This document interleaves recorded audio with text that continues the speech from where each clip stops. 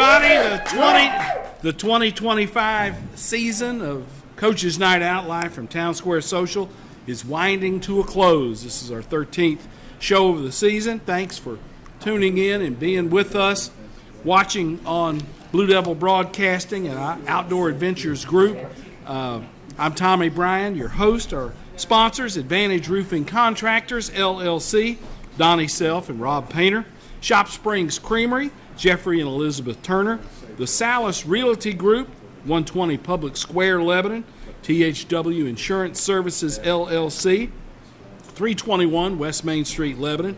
Cumberland University Athletics, and D.T. McCall & Sons, Lebanon, Carthage, Lafayette, Franklin, and Cookeville.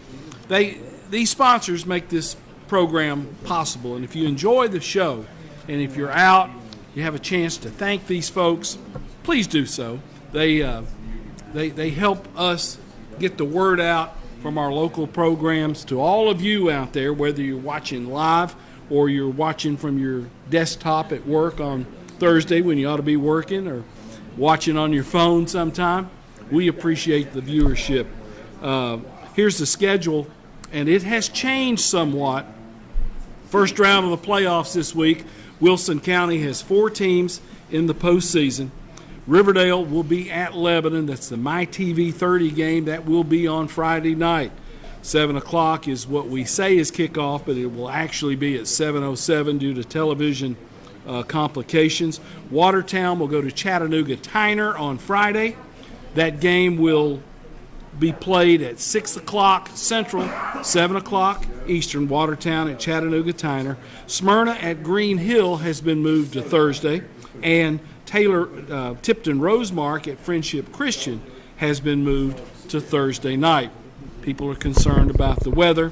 Lebanon and Watertown won't do that. They're going to play on Friday. Saturday, November the 8th, Cumberland will play at number 9 ranked Lindsey Wilson. Cumberland 6-3. Lindsey Wilson is 7-1.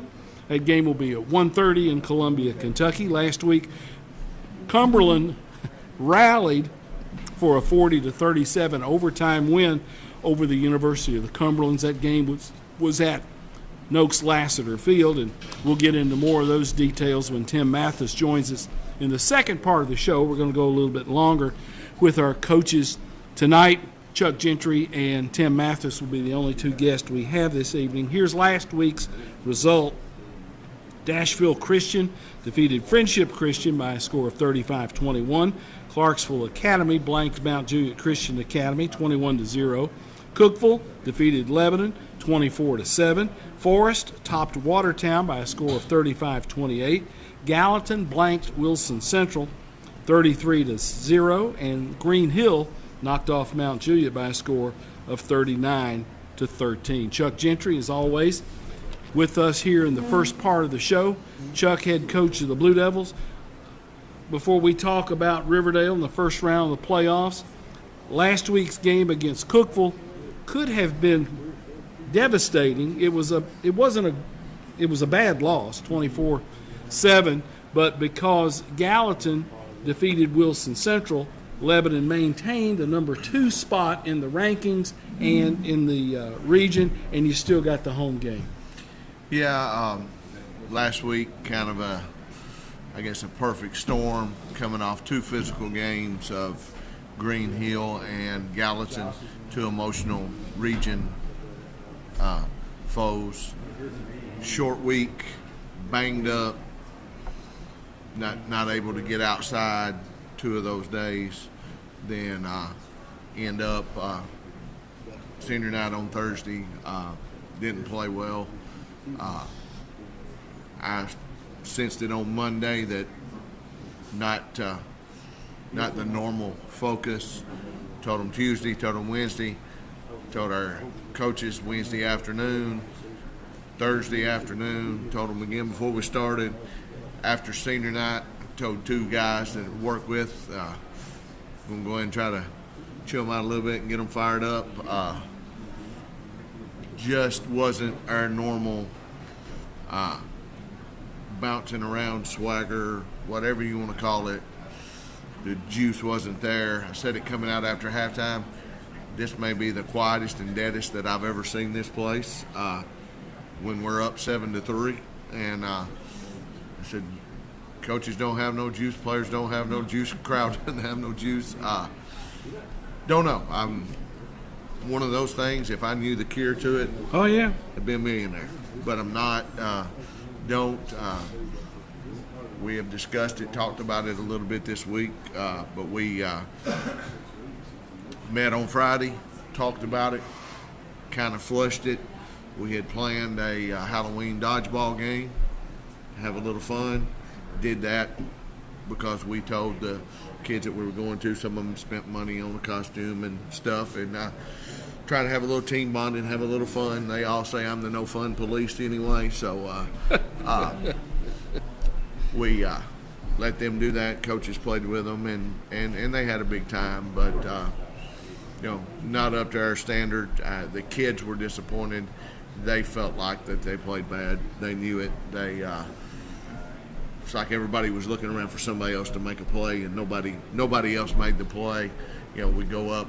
We're up 7-3. They go up 10-7. We get the ball down there, get them to jump off on 4th down, get 1st and goal. 1st down, we don't come off a double team. 2nd down, run naked and don't get in the end zone by half an inch maybe, whatever. 3rd down, we have not a back block.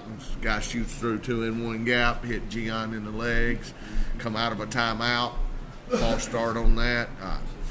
Put our kicker in a bad position, decided to kick it. Questions, why don't you quarterback sneak it? Why don't you do this? Why don't you do that? A lot of reasons, believe me. We talked about every option. We had an offensive lineman get hurt while he was hurt. Before we went for on 2, we talked about all the scenarios, and we talked to some of our kids, and just didn't feel like that was the best thing to do based off of their intel. And you can't do the tush push in high school football, Right. so that's illegal. So one of those things. So we didn't get to we didn't function. Nobody. I said this on Wednesday as we were going over our short yardage stuff. Nobody has stopped us when we have gotten the double tight 2 sniffers and give it to 17. We have had the mindset and the mentality we can get a yard. We've done it several times on 4th down. We've done it. We've walked into the end zone, and hats off to Cookeville. They stopped us, and we didn't do that. And I think after that, Daubers down a little bit. We got them 4th and 4. Get an unfortunate penalty. Valid penalty, not a valid penalty at the point when it was thrown, based off of the explanation. But again, that can't happen. Self-destructive. We were upset. I think Cookeville was probably playing a little harder than we were at the time, and usually it's us doing that. Yeah. And they were playing possibly a little harder, after the whistle, echo to the whistle.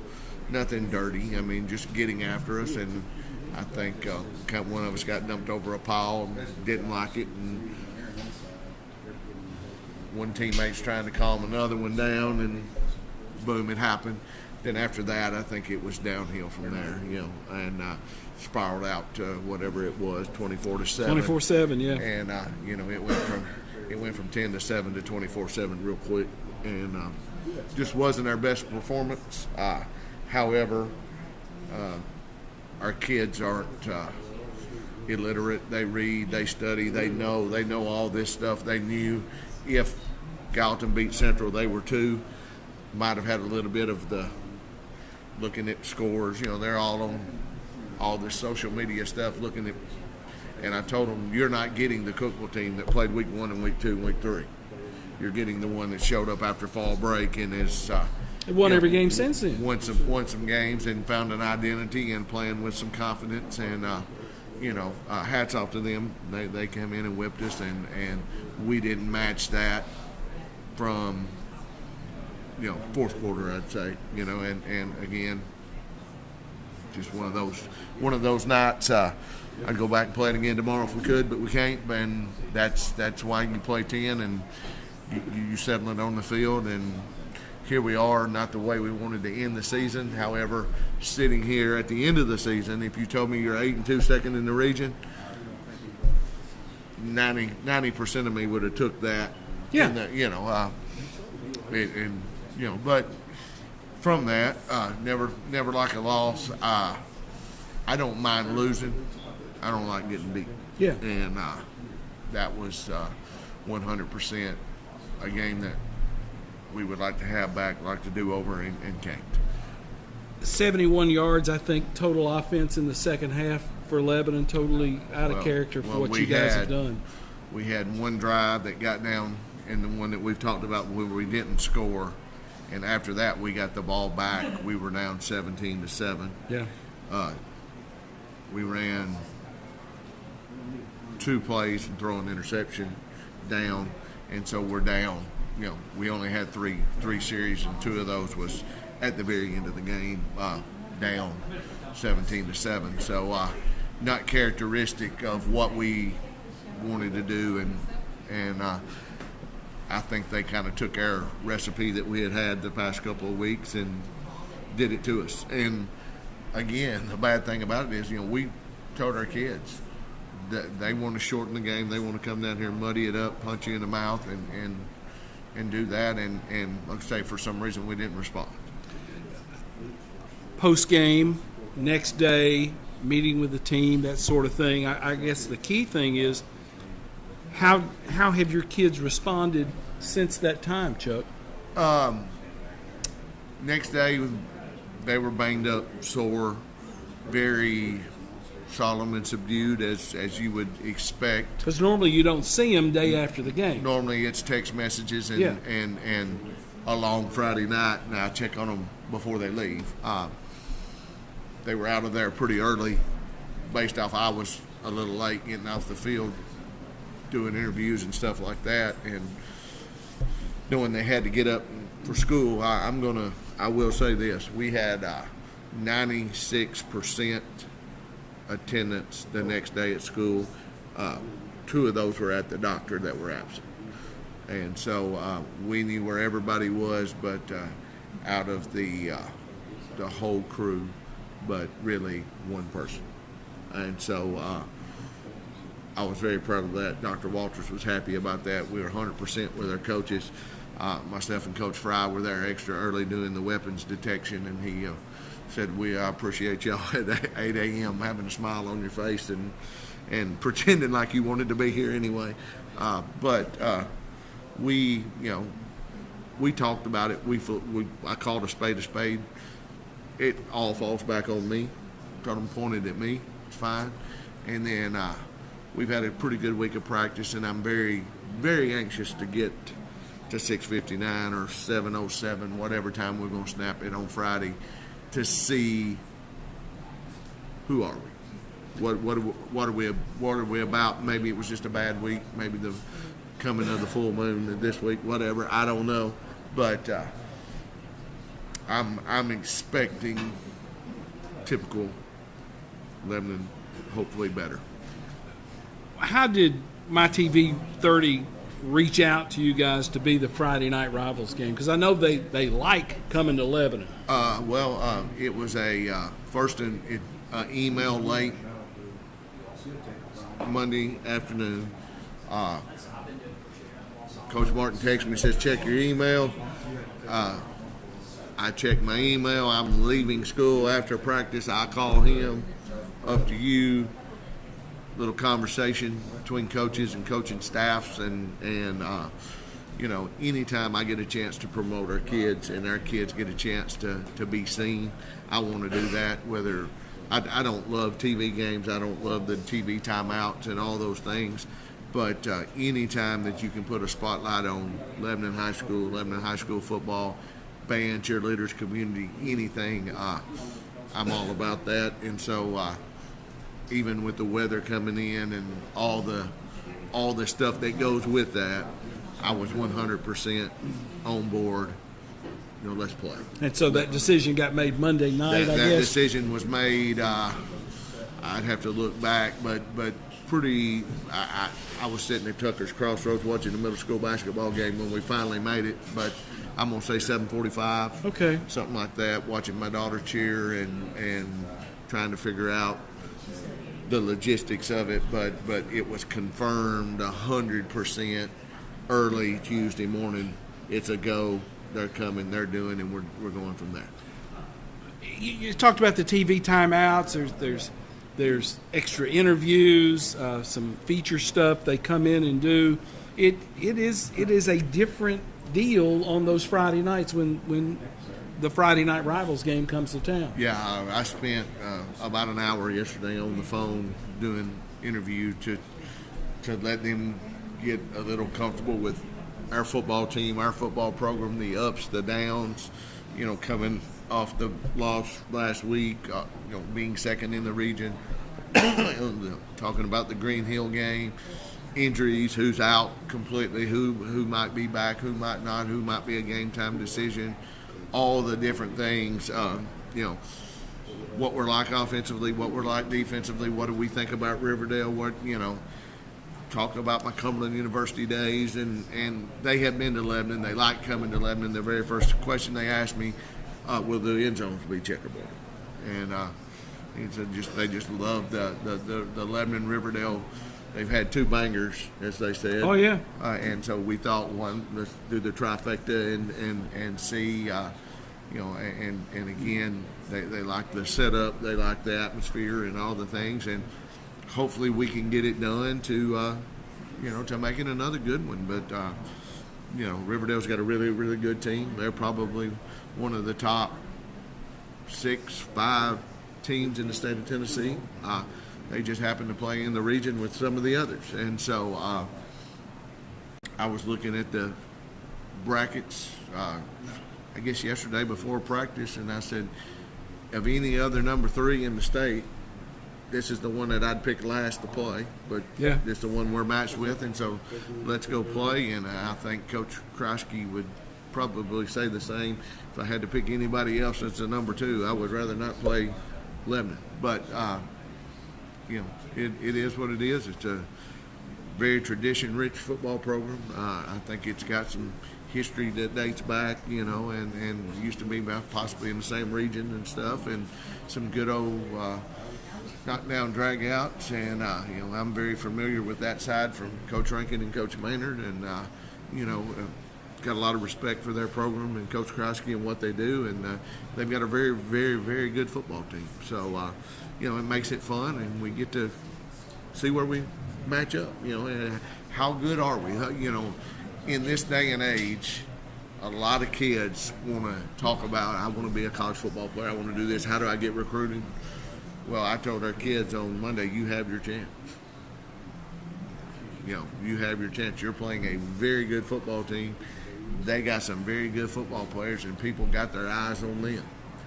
Well, you get a chance to show up, and it, if you play this game, most people that play it are very competitive, and you want to play the best to see where you're at and what you got going on, and one of the reasons that I took the Lebanon job is this is where we wanted to be in the playoffs, playing in the Rutherford County region, because personally I wanted to challenge myself, so here we are, and let's see where it bounces up. Now, I've told our kids, if the same team that shows up that played Cookville, we're in trouble. But if the same team that has showed up, some of the games, and I expect us to walk out there down that blue and white checkerboard in the same swagger that we went on the field in game 1 against Nolensville. That's who I expect to show up, with the excitement and the anticipation that, hey, we got the world at our fingertips, let's go play. And if they don't, I'll be the first one to be disappointed. And I expect them to rise to the occasion, and we'll see what happens. Now, we can't control the weather, we can't control the lightning, the thunder, the rain, any of that stuff, but we can control our attitude and our effort. Riverdale is a talented football team. They come in 7-3. 2 of the losses to Oakland, to Blackman, Who was their other loss? Knox Catholic. Knox Catholic. Knox Catholic, first game of the year, and then they lost that one by 2 touchdowns. They lost Oakland by 2 touchdowns, and they lost the other one by maybe 3 points. I'm not sure the exact score, but I just tell you, they're leading Oakland at halftime. Deep in the fourth quarter, it's 21-21. They have the ball, and Kevin Creasy was so worried about it, he went for it on 4th and 2 from his own 20. Yipes. And the game was decided right then, you know, and they got outside on them, and then you know, that made it. Eventually, they drove down, scored, made it 21-14, and then 28-21. Then Riverdale throws a pick, and then Oakland salts away and scores again. But that game was a very, very tight ball game, well into the fourth quarter at Oakland. So that tells you how good they are. And then the Blackman game, you know, was nip and tuck there. You know, if I'm not mistaken, it may have, I've watched so much film, it may have been a blocked kick that decided the ball game. And I didn't go all the way back to week 1 to watch Knox Catholic. Yeah. I guess we had 8 films on them, and that's enough. So, you know, just the way it goes. You know, you change a lot throughout the year, but they are a very, very good, efficient football team.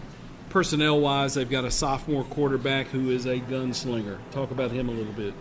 Tall kid, 6'3", 200 pounds, can really rip it, and he puts it in some windows where you don't see a lot of high school quarterbacks do. You know, there's a lot of high school quarterbacks that are good quarterbacks, but they only throw it to people who are open.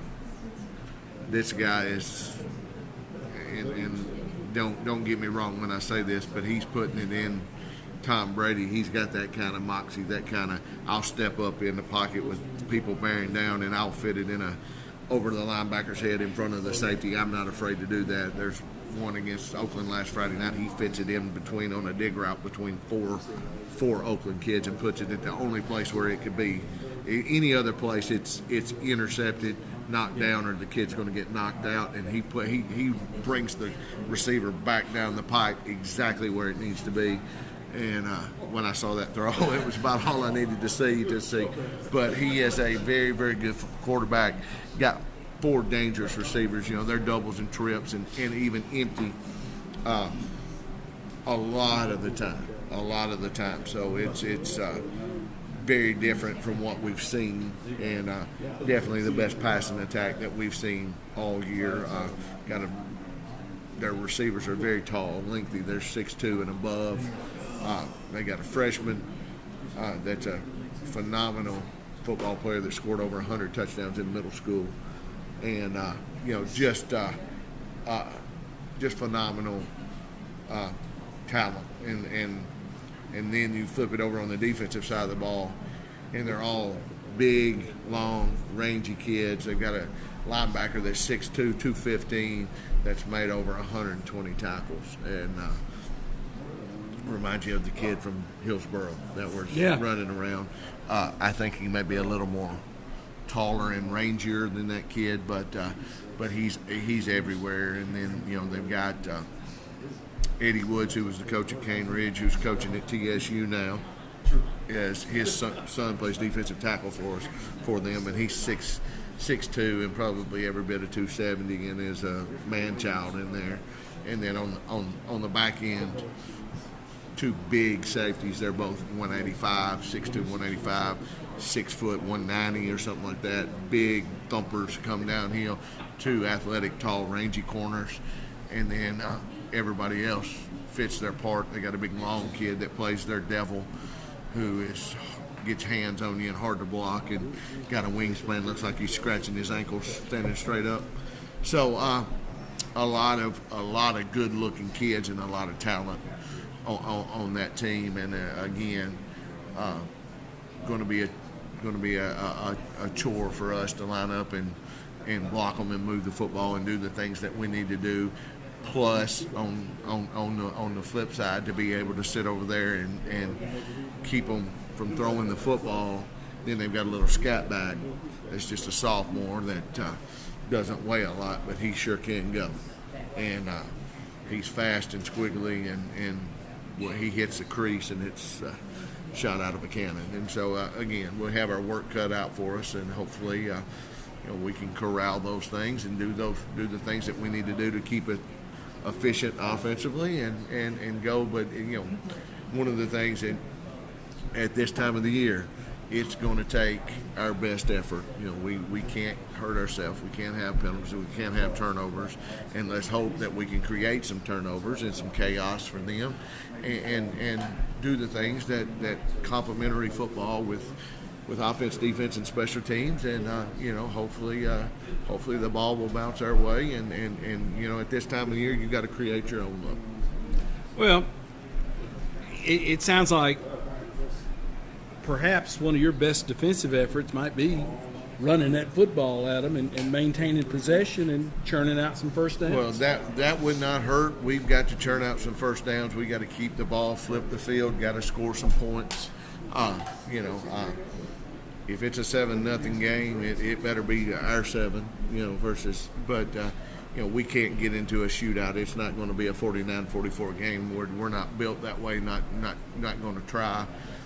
There's games where we've packed it in and tried to muddy it up. There's games where we've packed it in and motioned and done some stuff and ran outside and stuff. But they're multiple on defense, so we'll have to give them different things. Definitely ain't one of those things where you want to get in there and try to fight 55 in a phone booth. Yeah, that's not a good recipe for any of us. But there's different things that you have to do to try to negate that and stuff. But we have to play good football. We have to be efficient. We have to. I myself, as the play caller, have to put our kids in good positions to do things. Then we have those chances, we got to execute. And then when we have one-on-one battles, we have to win those. And whether that's us blocking, us throwing and catching, us tackling, us covering, all the time when it comes down to basic blocking and tackling, throwing and catching, when it becomes a one-on-one, you have to win those battles. Our last show of the 2025 season, I want to give you a chance to talk a little bit about that senior group that you've got. They have been through the battles. That's a good group of kids. Great group of kids. We sit here, in November last year with a sour taste in our mouth. Wasn't happy with 4-6 making the playoffs and getting bounced by Oakland in the first round. Year before 5-5 and not making the playoffs and missing a field goal on the last play to possibly get in. We sat down with these young men and this group of seniors and a core group of juniors, told us this is what we want. And they came up with faith, discipline, and relentless, and no excuses. They wanted us to be tougher on them. They wanted to practice harder. They wanted to hit more. They wanted to do this and that. And we took their words and we met as a staff and said, what can we do? And some phenomenal young men. There's been some hard days. There's some that aren't with us anymore. There's some that quit us and different things. But this core group has been through the fire and has come out on the other side. They will be productive young men. There's a lot of talent on and off the field.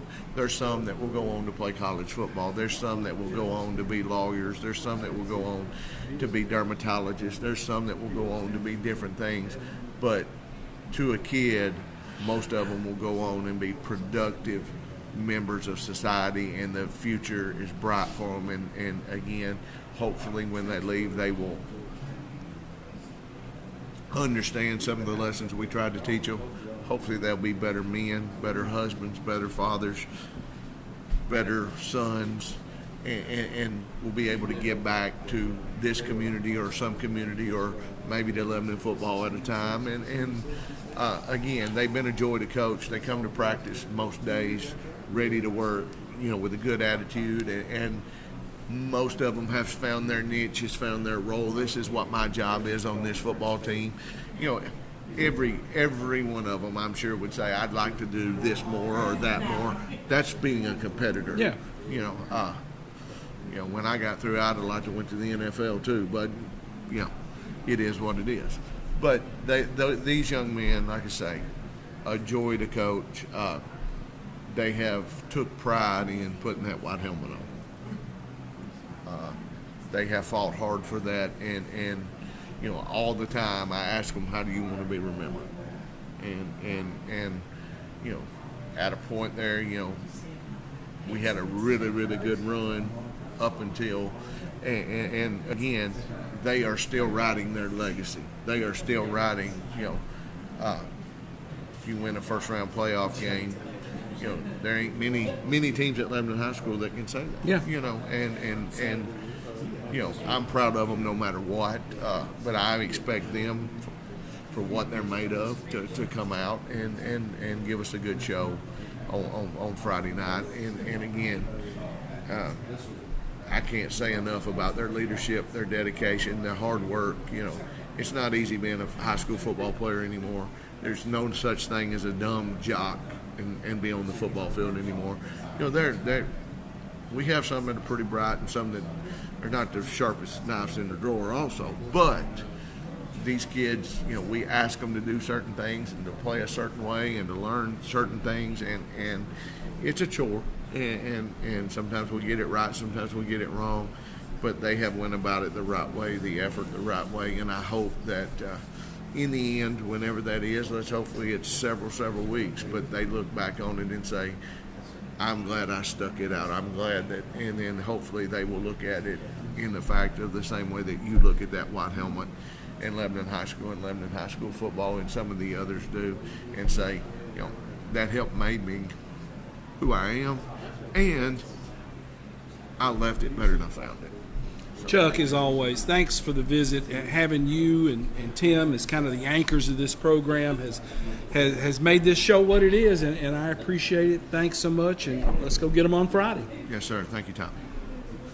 Chuck Gentry, head coach of the Blue Devils, with us on the first segment of Coach's Night Out, live from Town Square Social. After these words, we'll be back with Tim Mathis, head coach at Cumberland University.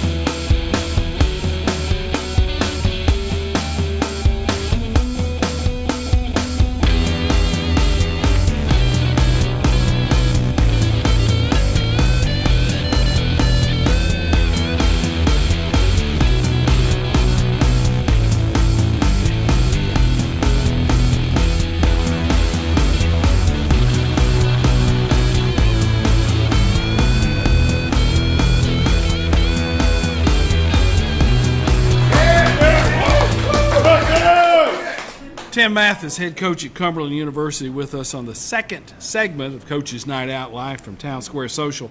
Let me hit a little point that I missed during Chuck's segment. Lebanon's going to eat 3 meals this week. They're going to get a breakfast provided for them on Thursday morning. Joey Jane and Jay Bradshaw, Rachel and Jason Denton with RMA Rochelle McCullough and Alls, Marcia Bryan, Jana Binion will provide a breakfast. The traditional Thursday pregame meal is going to be provided by one Zion Logue, Lebanon High class of 2019, who plays professional football now with the Buffalo Bills. And on Friday, the team meal will be provided by the Williams family. Thanks to those folks for doing that. Here's the high school schedule again. Thursday games include Smyrna at Green Hill, Tipton Rosemark at Friendship Christian. First round playoff games. Those games will kick at 7 o'clock. Watertown will go to Chattanooga Tyner for their first round of the 3A playoffs. That game will be at 6 o'clock Central, 7 o'clock Eastern at Tyner. And in Riverdale at Lebanon, 7:07 will be the actual kickoff. That's the MyTV 30 game on MyTV 30. WUPN in Nashville will have the TV game. Advantage Roofing Contractors, LLC, Shop Springs Creamery, the Salas Realty Group, THW Insurance Services, LLC, Cumberland University Athletics, DT McCall & Son make this program possible with their sponsorship. Now, to get to Tim Mathis, I joked when you came in earlier, just another day at the office for the Cumberland Phoenix, Tim. You got the lead. Last week, University of the Cumberland scores 21 points in the fourth quarter. You get that thing into overtime, and Cumberland prevails by a score of 40-37. That's not the right score, is it? It is. It was the right score. Okay, 40-37. You win that thing in overtime. Again, just another walk in the park. Just another walk in the park. We want to see make sure everybody's blood pressure medicine's working properly and functioning right. It's not something we want to do again. It was awesome, but don't want to do it again.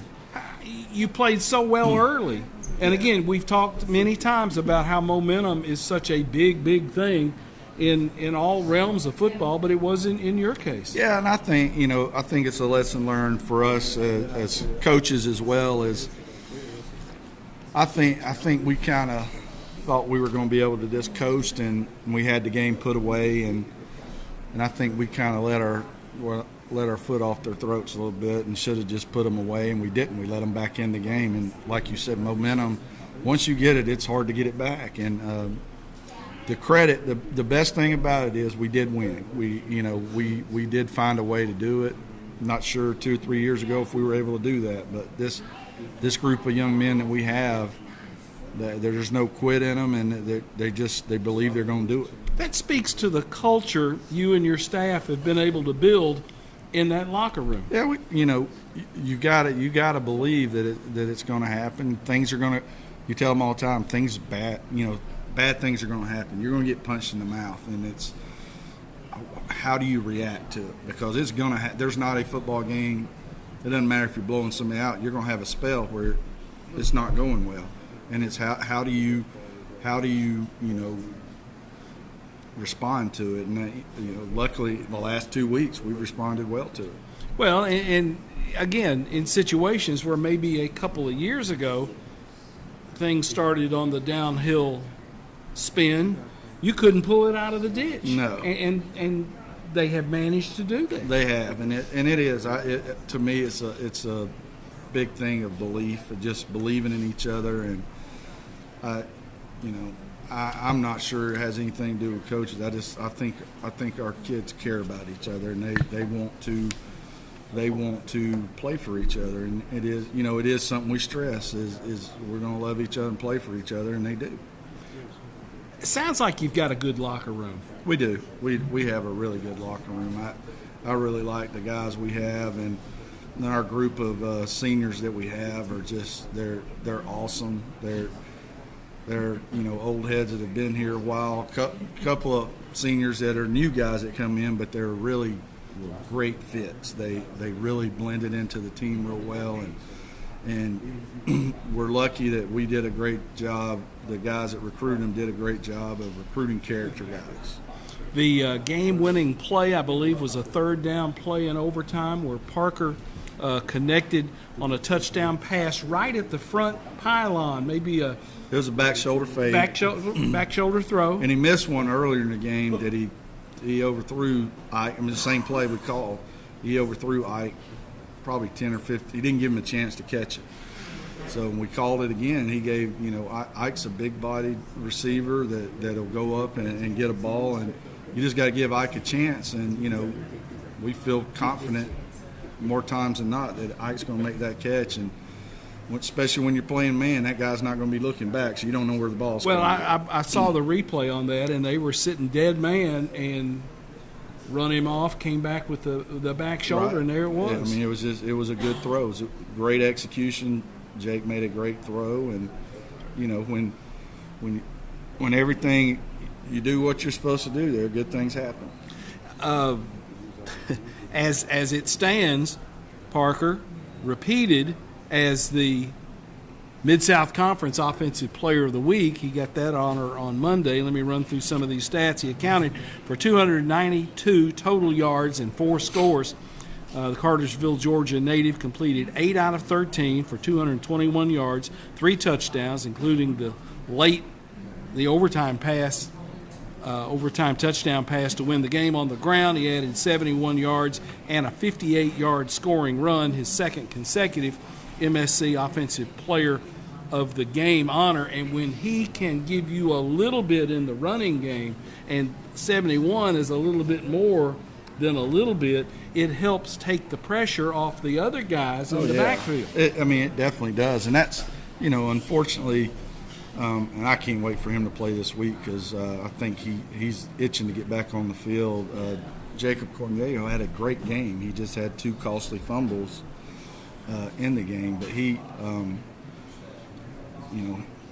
rush for 120, 130, and then you add that with the quarterback thing. The thing about Jake is, this will be his 5th start, I think, going into this game. So it's just about he's getting more familiar with the offense. He's getting all the reps. So he is a really good quarterback, and he's starting to get comfortable in the offense. And that, it kind of shows his first couple of starts. We kind of had some hiccups there, and so once he's gotten comfortable, we've been okay. Chaz Hunter, who made such a big play the week before, the game will find you. And he was the Defensive Player of the Week in the Mid-South Conference. Senior linebacker Chaz Hunter from Bedford, Ohio. Team high 12 tackles, including 6 solo stops, 6 assists, a tackle for loss, and an interception. Chaz, who had that big stop the week before, kind of got his accolades this week and turned in a solid game for you defensively. Absolute solid. It's like kind of like I said, he's the Energizer Bunny. He just goes and goes and goes, and his motor never, ever, ever stops. And just he's one of those transfers that we got in that's a senior that's just an absolute leader, super human being, super kid, just fit in. He's just like peanut butter and jelly coming in here for us, and he's just been great. And I'm surprised he hadn't gotten more of those players of the week, to be honest with you. When you snatch one away from an opponent like you have done the last 2 weeks, I would bet post-game gathering with your kids is really something special, that they're enjoying those wins, because in the game of football, you win a couple of games like that, it's a boost, it's an energy thing. Well, if you want to do special stuff with your program and get to where you want to go, whether it's making the playoff, you got to win some of those games, and you got to have some luck.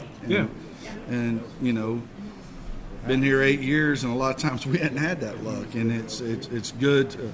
But I think preparation makes luck, and I think the guys have just they've prepared themselves so well that sometimes you can just will yourself to win a game, and some people call that luck, but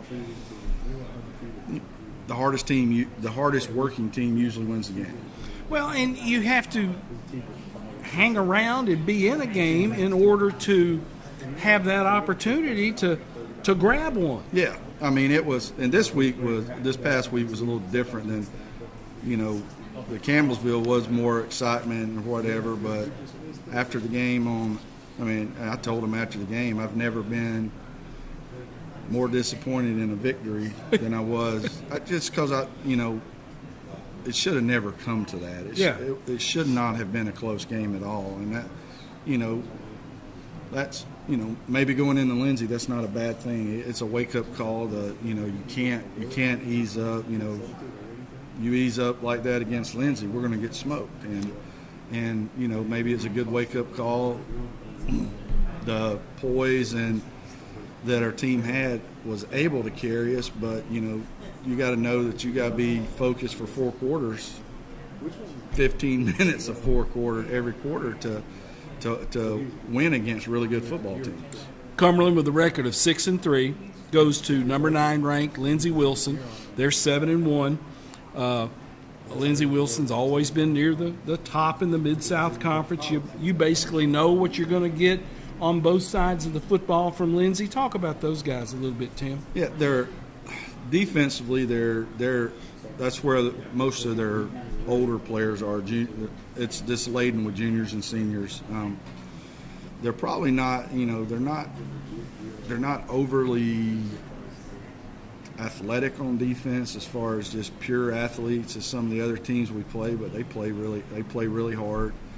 Really good scheme, sound scheme. It's like you said, it's something because it hadn't changed the 8 years that I've been here, and so they're going to be, that's going to be a tough deal. But we feel pretty good about it. Last year we feel like we should have won the game with playing against mostly those same guys, and that was one of those games that we didn't finish. We outgained them, we outpossessioned them, turnovers and everything. It was just three plays on their offensive side got us beat because we couldn't finish in the red zone. But we feel like we match up with them pretty well. And then offensively, kind of strangely, they got a lot of freshmen and sophomore on their offense. And Jay Bright came over from Bethel. He was the Bethel offensive coordinator the last 3 years, and he came over. So, we kind of know what they're going to do because you can just look at Bethel's tape from the last 2 or 3 years, and you know exactly what they're going to do, and it's the same. A lot of it's the same stuff. So, and he's a really good coach. I've known him. Actually recruited him out of high school before he went to the University of Cumberland to play. I recruited him at Shorter to play quarterback for us at Shorter. So I've known him for a long time. He's a really good coach, and but they're gonna lean on their run game. He's a 1,100-yard rusher already. I think he's number 2 in the country in rushing right now, so that's what they're going to try to do. Now, but they're going to operate out of a spread set? A spread type set, but it's crazy. They're pretty balanced, so they have about the same number of rushing yards a game they have passing yards, but I think it's more of the run allows them to pass. If you don't stop that run, it's going to end up opening up all the passing because you guys got to put more people into it. So, hopefully the strength of our defense is our run game, that we can make them more one-dimensional, having to throw the ball and have a chance from there. Well, and you have been – your front seven's pretty solid. Right, and that's to our strength, but their strength obviously is running the ball because he's number 2 in the country, so they're doing something right. So obviously something's got to give there, but we're pretty good up front. It's just a matter – my biggest thing is try to create some turnovers and make them gain every yard. Don't give up any big plays. If we do that, I think we'll be pretty good on defense. Well, and we've talked about this before, is if you can steal a couple of possessions from the other team, it gives you the football back, and the way Cumberland has been able to generate offense, kind of balanced on both sides, running and passing the football. Yeah. And it's interesting. Our receivers coach Darden brought it up to us Monday, and I don't ever look at any of that stuff, but apparently the last 4 games we've passed for over 220 yards each game, and it's the first time it's ever been done at Cumberland. And so it has been pretty balanced. We have been throwing the ball and running the ball pretty similar, not even really knowing that we're doing that or whatever, but it makes our offense hard to stop if we're able to do both. And what I've really liked about our offense is early in the year we weren't hitting our big play opportunities. In the last 2 or 3 games, we're hitting. Jarius has had some really big plays, and we've had some big plays from other people too, and it really helps when you're able to be explosive some too. Well, you mentioned that, and there were a couple of big explosives right down the middle of the field off play action where Right. you were able to go over the top, and you had him wide open. Right. The first one, I mean, he's down there just waiting on the bus by himself. There was nobody. Because we were so successful running the football, they had to bring the safeties down to get into the run game, and that's not real sound. It is if you're not going to throw the ball, but if you ever try to throw the ball, as long as we protect it, somebody's going to be wide open, and we were able to protect it pretty good.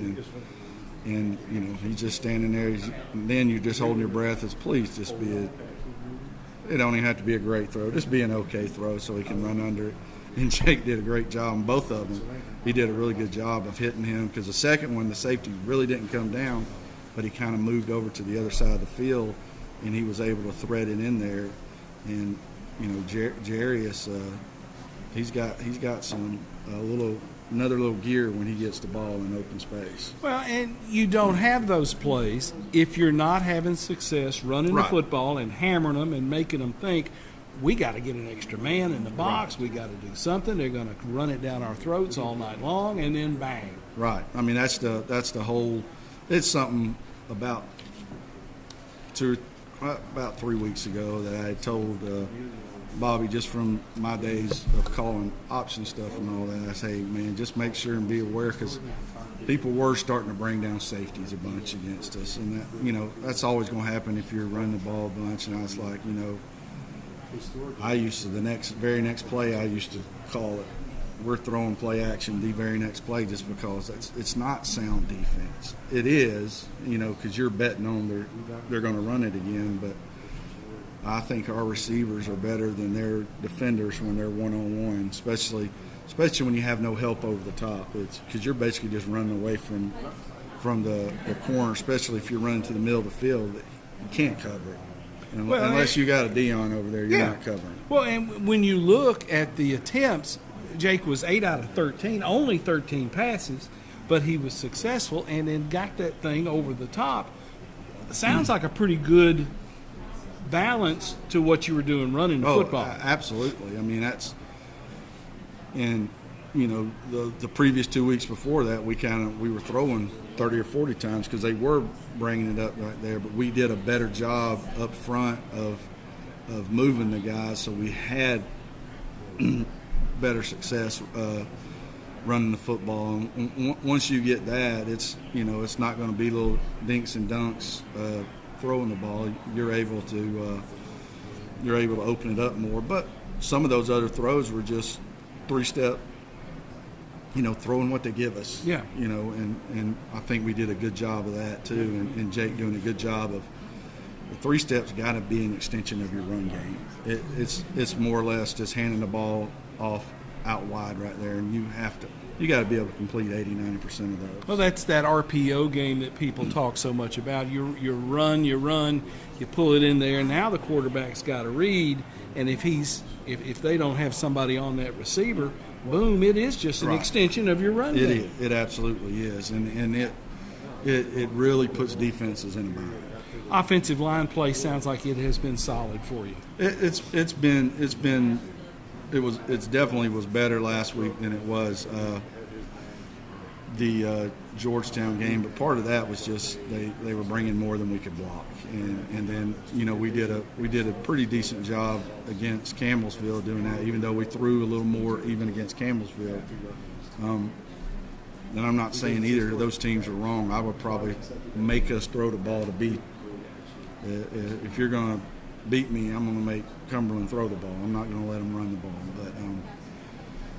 But my biggest disappointment, we had one against, and I'm still stressing, we had one against Cumberland's this past week.